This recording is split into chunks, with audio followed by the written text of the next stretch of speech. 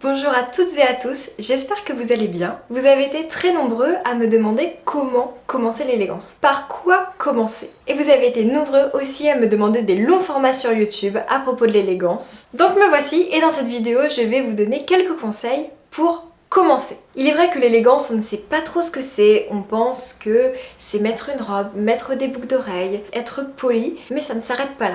Et la plupart d'entre vous, quand vous découvrez soit mon contenu sur YouTube, Instagram, TikTok, soit le contenu d'un de mes confrères ou de mes consoeurs, ou que vous rentrez dans un autre milieu social, pam, on se rend compte qu'en fait c'est bien plus que ça. Et parfois, je sais, parce que je l'ai vécu, ça peut nous paraître inaccessible ou très dur à atteindre. Et en fait, il y a tellement d'informations qu'on se demande mais par quoi commencer? Et pour ça, je vais me baser sur mon expérience à moi. La toute première chose que j'ai appris, c'est le sens découvert. Pas dresser une table complètement parce que ça demande beaucoup d'expertise, mais déjà, le sens découvert a toute une histoire, il y a beaucoup de choses très intéressantes à apprendre et en plus c'est ludique puisqu'on peut le reproduire à la maison, ainsi c'est plus facile de l'intégrer. Commençons par le couteau se met toujours à droite de l'assiette. Et pour comprendre, il faut revenir loin derrière. Pourquoi à droite? Parce qu'il y avait potentiellement un danger qui allait rentrer dans la pièce et les chevaliers, pour tout de suite dégainer leur couteau et se défendre, ils mettaient leur couteau à droite, comme leur épée.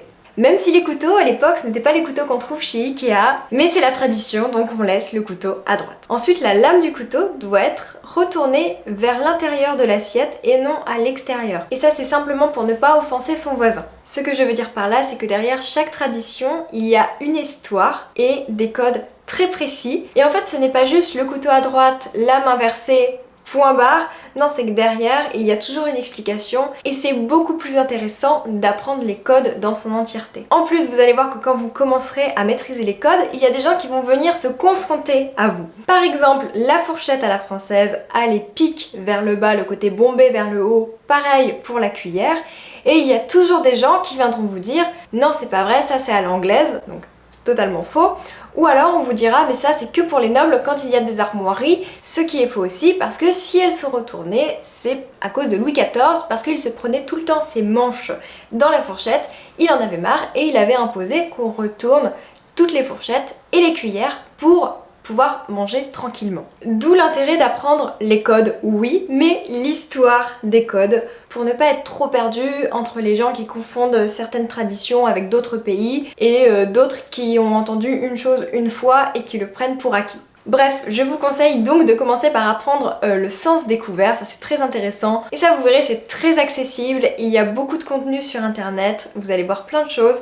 Moi j'ai appris avec Anna Gaze, donc apprendre les bonnes manières. Elle en connaît tout un rayon sur les couverts et c'est très intéressant. Ça déjà, ça vous permettra de vous familiariser avec les codes et avec l'histoire des codes. Et je vous donne cet exemple parce que c'est très facile d'avoir ces informations-là et aussi très facile à mettre en pratique. Donc en fait, en élégance, tout ce que vous allez apprendre de nouveau, il faut le mettre en pratique et vous allez voir, je pense que vous allez prendre beaucoup de plaisir à mettre en pratique tout ce que vous avez appris. En tout cas, moi j'ai pris beaucoup de plaisir.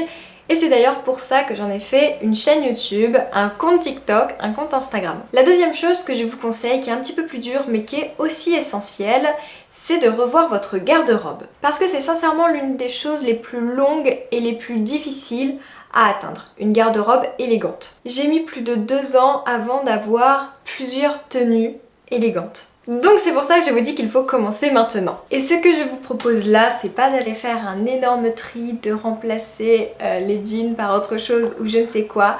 Pas du tout. Ce que je vous invite à faire, c'est de vous créer des tenues élégantes. Vous allez dans votre dressing, vous sélectionnez des pièces qui vont bien ensemble, que vous trouvez élégantes.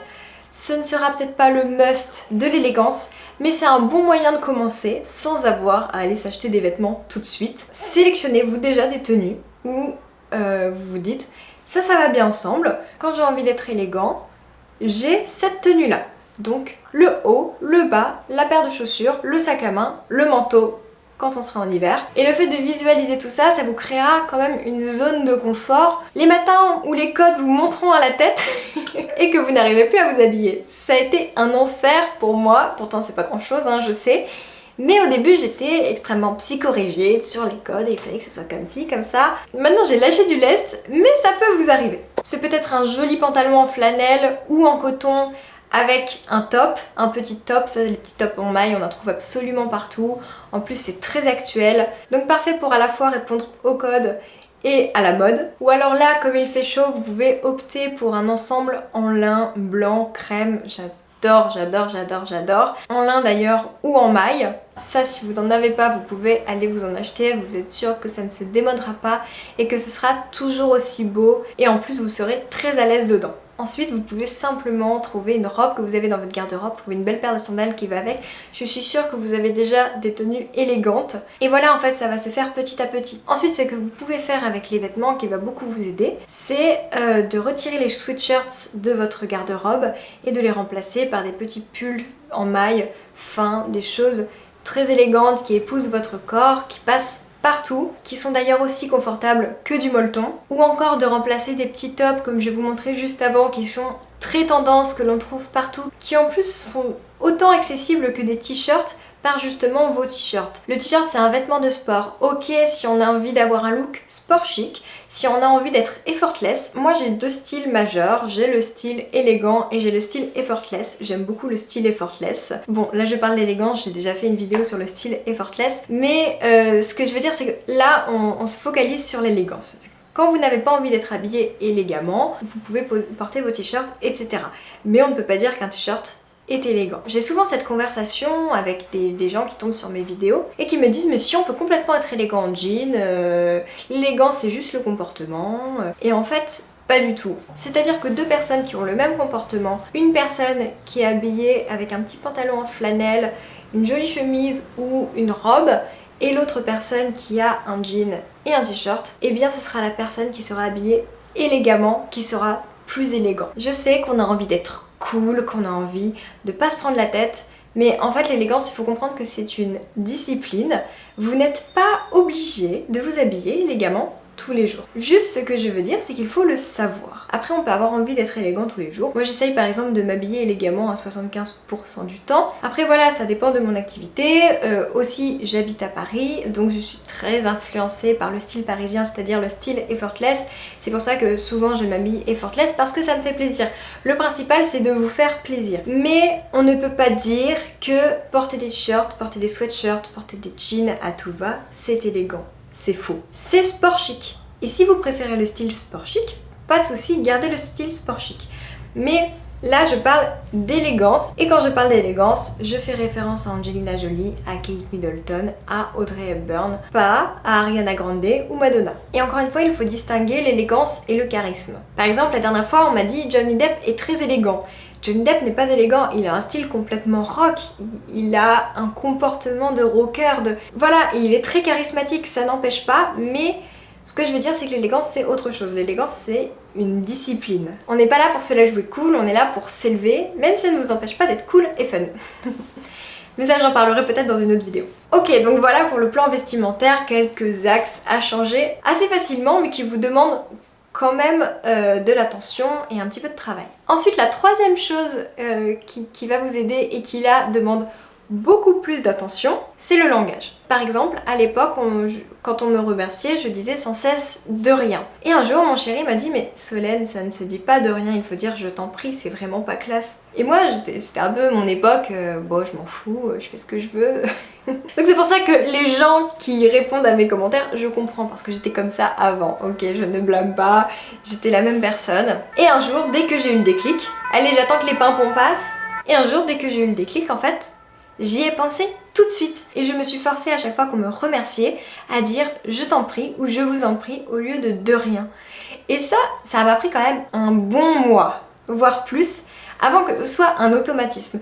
Aujourd'hui, si on me remercie, je ne penserai jamais à dire de rien, c'est acquis désormais. Et donc j'ai fait ça pour ça. Donc, si vous dites de rien, voilà, vous pouvez travailler là-dessus. Si vous dites je vous en prie, ça peut être un autre mot, ça peut être d'autres habitudes. C'est aussi le cas pour par contre. Avant je disais sans cesse par contre.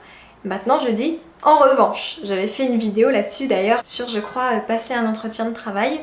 Et à cette époque-là, je venais de découvrir ça, donc j'utilisais encore par contre. Mais j'avais promis que je ferais un travail là-dessus et que à la fin je dirais en revanche. Et aujourd'hui c'est fait, je ne dis plus par contre, je dis en revanche.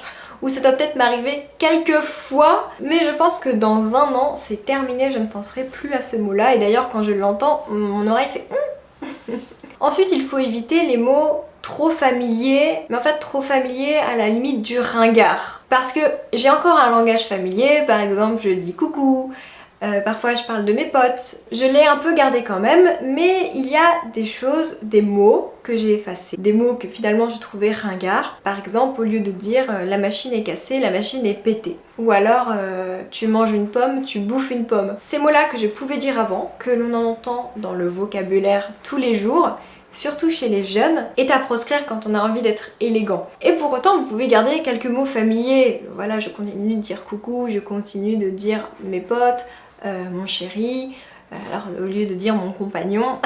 Voilà, ce que je veux dire, c'est qu'il faut pas complètement changer de registre, parce que même en fait, si vous allez parler uniquement soutenu, ça va être très très lourd. Par exemple, dans mes vidéos, je dis souvent que je veux faire évoluer mon vocabulaire, et il y a des gens qui écrivent mais il faudrait dire cela au lieu de dire ça. Mais non, mais vous imaginez, cela là-bas, c'est super lourd à l'écoute. Et je veux dire, je veux pas être le clown de service non plus. J'ai une discipline, j'ai envie d'être élégante, j'ai envie de m'élever, j'ai envie d'être quelqu'un de meilleur, de me respecter moi, de me respecter les autres.